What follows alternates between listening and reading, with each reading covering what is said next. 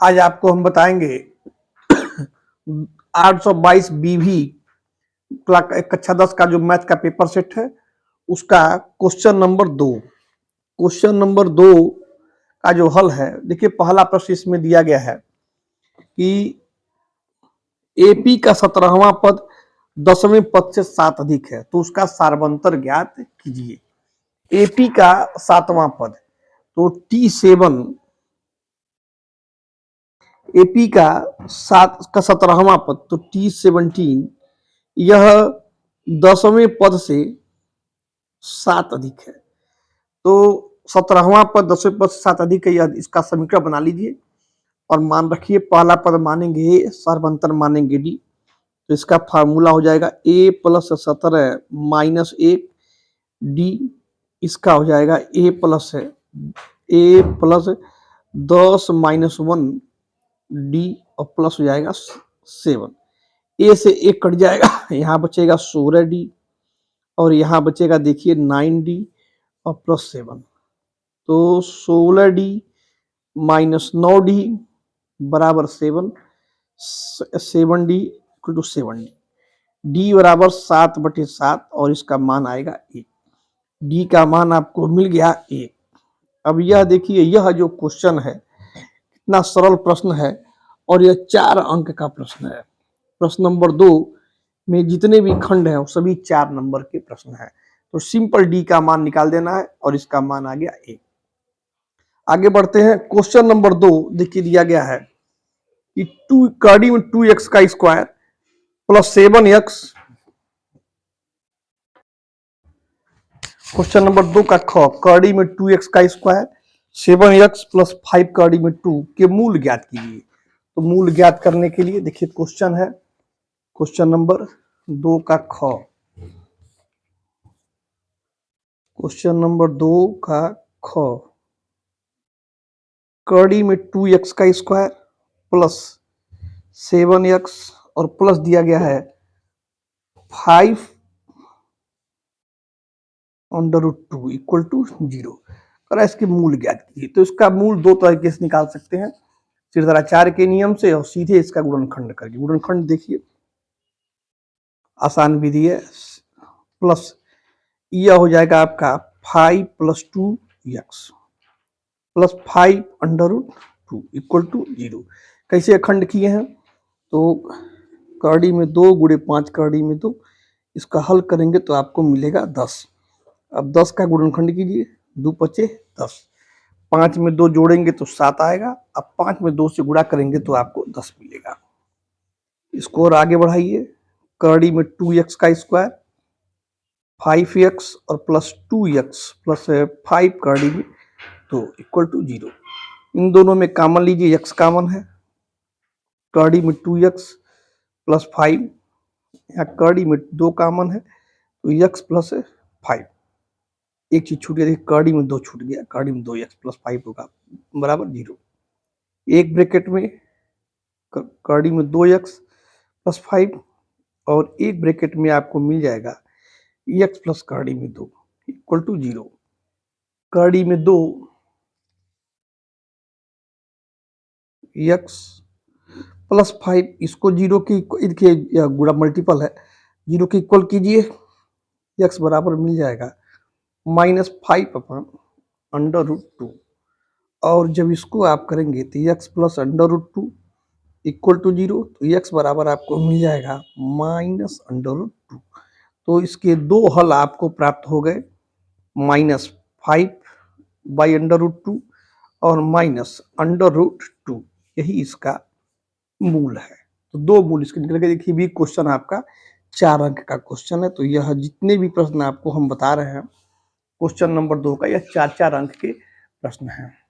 अगला देखिए, अगला प्रश्न दिया गया है गौ में क्या है कि त्रिभुज ए बी सी की भुजा बी सी पर डी बिंदु एक इस प्रकार है कि ए डी सी बी ए सी के बराबर है। तो सिद्ध कीजिए कि सी ए स्क्वायर सी बी और गुणे सी डी के बराबर। ये प्रूफ करने वाला प्रश्न है। सबसे पहले इसका हम चित्र बनाएंगे। चित्र देखिए बना लिए। गौ, हमें चित्र में देखिए चित्र इस तरह से इसका बनाएंगे। अब यह आपका है बी, इसको मानेंगे ए और इसको मानेंगे सी। बी या सी में इस पर डी एक बिंदु इस प्रकार है कि डी को यहां से मिला दिए, यह हो गया डी।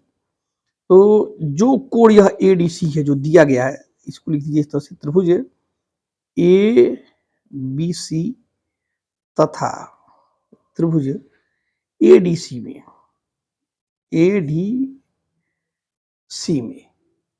अब यह एक चीज देखिए इसमें दिया गया कि कोण बी ए सी, कोण बी ए सी यह बराबर है कोण ए डी सी की। यह आपके प्रश्न में दिया गया है। हम दोनों त्रिभुजों को समरूप से करेंगे। एक त्रिभुज देखिए ए बी सी और एक त्रिभुज ए डी सी। तो दो कोण बराबर दिखा देंगे, तीसरा अपने आप बराबर है, तो यह तो बराबर है ही। अब यह कोण देखिए ए बी सी वाले में भी है और ए डी सी वाले में भी है। तो इसको लिख सकते हैं आप बी सी ए, यह बराबर होगा आपका डी सी ए के। यह दोनों में बराबर है, तो दो कोण बराबर हो गए, दो कोण बराबर हो गए, तो कोण कोण समरूपता, कोण कोण समरूपता यहां लागू होगी। कोण कोण समरूपता है। अब जब कोण कोण समरूपता है तो इनकी जो भुजाओं का जो अनुपात होगा, यह देखिए सी ए के बटे आप बी सी लिख सकते हैं, और पुनः इस त्रिभुज में लिखेंगे आप सी ए नहीं, आपको सी ए के बटे बी सी मिलेगा और सी ए के बटे बी सी और सी ए आपका नीचे मिलेगा। आपको प्रूफ करना है सी ए स्क्वायर सी बी गुणे सी डी, तो सी डी के बटे मिलेगा आपको सी, चाहिए मिलेगा। देखिए सी ए बटे, यह सी ए बटे सी बी, इसको थोड़ा सा सही कर लीजिए, उल्टा हो गया, लिखा गया है सी ए बटे सी बी मिलेगा आपको, और बराबर मिलेगा आपको सी डी के बटे आपको मिलेगा सी ए। अब इसका तिरछा मल्टीपल कर दीजिए तो आपको मिल जाएगा सी ए का स्क्वायर और बटे मिल जाएगा आपको सी बी और गुणे मिल जाएगा आपको सी डी। यह मिल गया आपको सी बी गुणे सी डी, यही आपको प्रूफ करना था। तो आप जिस तरह से चाहें इसको हल कर सकते हैं। यह हो गया आपका त्रिभुज का गौ वाला प्रश्न। अब एक प्रश्न देखिए इसमें और दिया गया है घ। 6 खंड कुल है, 6 खंड में आपको 5 खंड करना है। घ है ए बी सी डी किसी वृत्त के परिगत खींचा गया है, सिद्ध कीजिए कि ए बी धन सी डी ए डी धन बी सी के बराबर होगा। तो इसको हल करने के लिए देखिए एक वृत्त है और वृत्त के चारों तरफ यह आपको दिया गया है एक चतुर्भुज। यह सदैव वर्ग होता है, दिया गया है ए है बी है सी है और यह हो गया डी। इसमें इसके जो मध्य बिंदु हैं इसको मान लीजिए पी, इसको मान लीजिए क्यू, इसको मान लीजिए आर और इसको मान लीजिए एस। हमें जो प्रूफ करना है, इसमें प्रूफ का क्या करना है, सिद्ध कीजिए। जो सिद्ध करना है कि A B plus C D यह बराबर होगा ए डी और प्लस बी सी के। A B plus C D A D plus B C के बराबर होगा। देखिए इसमें एक प्रमेय लागू होता है, वृत्त वाले पाठ में आप पढ़े हैं कि यह दोनों इसकी स्पर्शी हैं और दोनों स्पर्शियां वृत्त की दोनों स्पर्शियां हैं, तो दोनों स्पर्शियां जो है यह आपस में बराबर होंगी। तो सिंपल सा एक जो है इसका रूल है, उसी रूल को आगे बढ़ा दीजिए। प्रूफ में क्या क्या लिखेंगे आप, ए पी यह बराबर होगा ए एस के। देखिए ए से लेकर पी तक, ए से लेकर एस तक के बराबर होगा। अब इधर आ जाइए आप, ए पी वाले में इधर आइए, तो डी आर यह बराबर होगा डी एस के, डी आर यह बराबर होगा डी एस के। समीकरण 1 समीकरण 2। इस साइड से आइए, एपी के बाद बीपी यह बराबर होगा बीक्यू के। बीक्यू बराबर, देखिए बीपी बराबर हो गया बीक्यू की। अब इस साइड से आइए तो सी आर यह बराबर होगा सी क्यू के। क्वेश्चन नंबर ये समीकरण नंबर 3, समीकरण नंबर 4। इन चारों समीकरणों को जोड़ दीजिए। तो AP plus DR plus BP plus CR यह बराबर होगा AS DS BQ और प्लस CQ। अब यही थोड़ा ध्यान से देखिए, AP और PB, यह देखिए AP और यह BP, यह मिलके क्या हो जाएगा, AP और BP मिलके हो जाएगा आपका AB प्लस DR और CR। देखिए यह DR और C, देखिए DR और CR, यह और यह दोनों मिलकर के DR और CR, यह दोनों मिलके आपका हो जाएगा CD। AS कहाँ पे है, AS और DS मिलके आपका हो जाएगा AD और B और यहाँ पे BQ और CQ मिलके आपका हो जाएगा BC, और यही आपको प्रूफ करना है। यह हो गया, ये भी आपका 4 अंक का प्रश्न है। सिंपल सा अंक है, अगर आप थोड़ा सा अभ्यास कर लेंगे तो इस प्रश्न को आप हल कर सकते हैं। अब इसके बाद पहले का कद्दू का क ख ग घ हो गया। अंगा वाला प्रश्न देखिए, अंगा वाले प्रश्न में दिया गया है एक सारणी दी गई है, आकार इसका माध्यक है 28.5 और इसके बारंबारताओं का योग है 60। तो x और y के मान ज्ञात कीजिए। x y के मान कैसे ज्ञात करेंगे, सबसे पहले इसका हम सारणी बना लेते हैं, और सारणी बनाएंगे तो सारणी में देखिए, जब भी हम माध्यिका के लिए सारणी बनाते हैं तो उसमें 3 चीज लिखते हैं। अंग, क्वेश्चन नंबर 2 का अंग है वर्ग अंतराल। वर्ग अंतराल आपका दिया गया है 0 से 10, 10 से 20, 20 से 30, 30 से 40, 40 से 50 और 50 से दिया गया है 60। थोड़ा सा यह लंबा प्रश्न है। यह इसमें 0 से 10 की बारंबारता है 5, इसकी बारंबारता है x, इसकी बारंबारता है 20, 15 और इसका बारंबारता है y, इसका बारंबारता है 5। बारंबारता निकालने के बाद इसमें एक चीज और दिया गया है, इसकी बारंबारताओं का जो योग है सिग्मा f, इसी को कहते हैं n, वह दिया गया है 60। संचयी बारंबारता पहले इसका हम ज्ञात कर लेंगे। तो यह देखिए, यह आपका हो गया 5, यहाँ पे आपका हो गया 5 प्लस x कर दीजिए, फिर यहाँ जोड़ेंगे तो 25 प्लस x, इसको मिलाएंगे आप तो 25 और 15, 25 15 आपका हो जाएगा 40 प्लस x, इसको जोड़ेंगे तो आपको मिल जाएगा 40 प्लस x प्लस y, इसको जोड़ेंगे तो आपको मिल जाएगा 45 प्लस x और प्लस मिल गया आपको y। यह हो गया संचयी बारंबारता। हमें इसकी माध्यिका ज्ञात करनी है, तो इसका पूरा मान देखिए दिया गया है 60। पहले इसको हम ऐड करके देख लें तो यहाँ से एक समीकरण आपको मिल जाएगा, जोड़ लीजिए 5 20 25 15 25 5 30 और 10 45, x प्लस वाई प्लस 45 के बराबर आपको मिल जाएगा 60।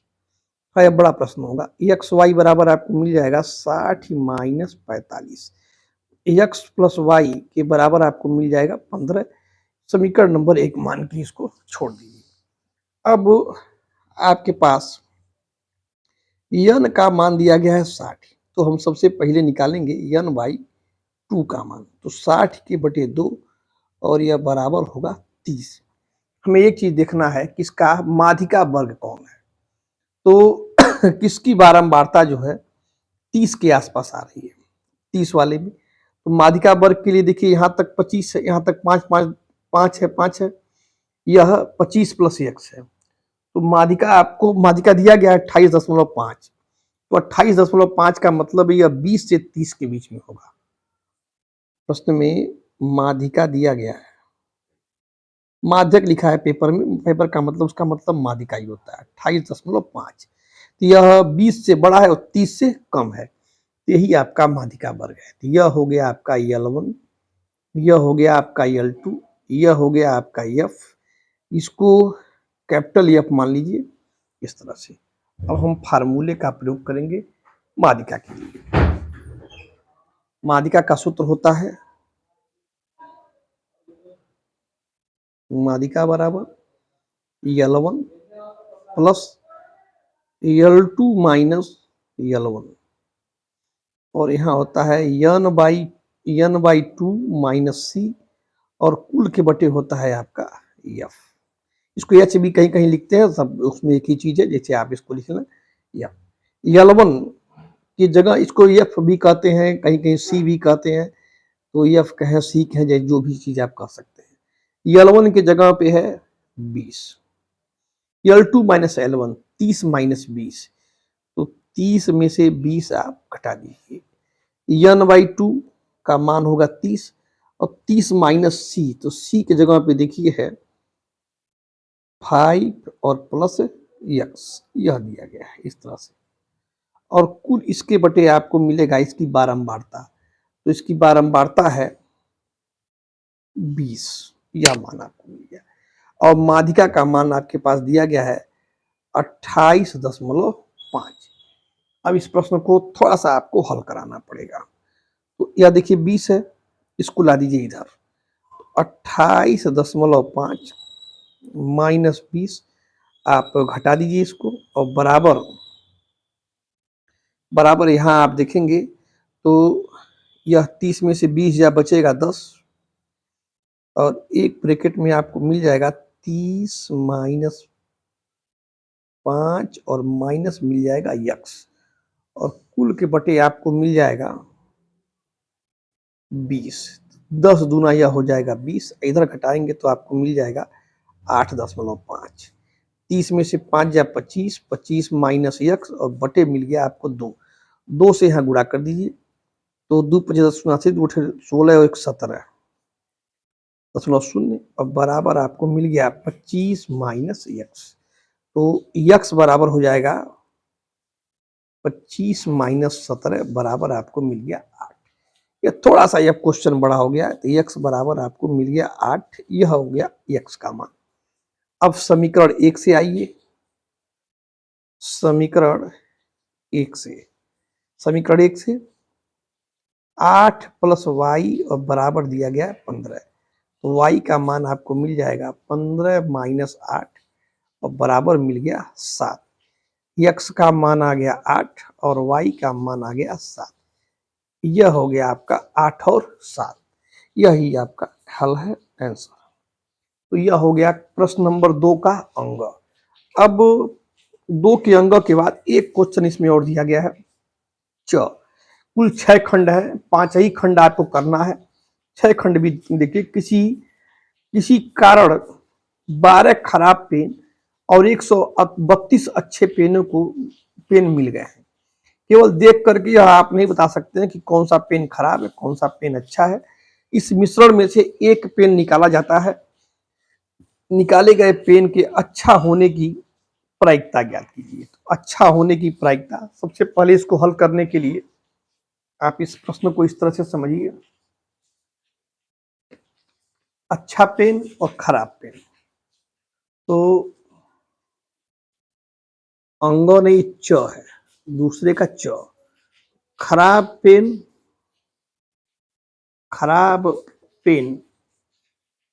यह आपके पास है 12, और अच्छा पेन यह दिया गया है 132। तो कुल कलम आपके पास हो गया 144। कह रहा है कि जो पेन निकाला गया है उसके अच्छा न होने की प्रायिकता, उसके अच्छा होने की प्रायिकता पूछ रहा है। निकाले गए पेन के अच्छा होने की क्या प्रायिकता है? तो निकाले गए पेन के अच्छा होने की जो प्रायिकता होती है, देखिए सीधा सा इसका फार्मूला है, इसको SPPS करके लिखते हैं। तो PE बराबर आपका होता है SE और बटे लिखते हैं SP। SE SP का मतलब है जो घटनाएं आपके अनुकूल हैं और कुल कितनी घटनाएं हैं। यह एक सिंबल है, अगर सिंबल नहीं भी लिखते हैं तब भी कोई बात नहीं है। तो अच्छा पेन कुल कितना है 132 और अच्छा खराब मिलके कितना हुआ है 144। तो 132 बटे 144 यही इसका हल होगा। सिंपल सा सूत्र है, पीई मतलब प्रायिकता, जो घटना घट रही है उसकी प्रायिकता क्या, एक कलम निकाल रहा है तो उसके अच्छा होने की क्या प्रायिकता है। तो देखिए यह अच्छा कलम है तो कुल पे जोड़ लेंगे हम, और अच्छा में से कुल, अच्छा के बटे हम कर देंगे कुल। तो 132 के बटे 144, 12 से कटेगा या 11 बार में, यह कटेगा 12 बार में, तो इसकी प्रायिकता होगी 11 बटे 12, 11 के बटे 12, यही आपका हल होगा। अगर ये खराब पेन की का पूछता तो खराब पेन कुल कितना है 12, 12 के बटे 144 कर देते आप, वह आपका निकल जाता खराब पेन होने की प्रायिकता। यह हो गया आंसर क्वेश्चन नंबर 2 का, क ख ग घ सब पूरा हो गया। अब कल आपको बताएंगे क्वेश्चन नंबर 3 का हल।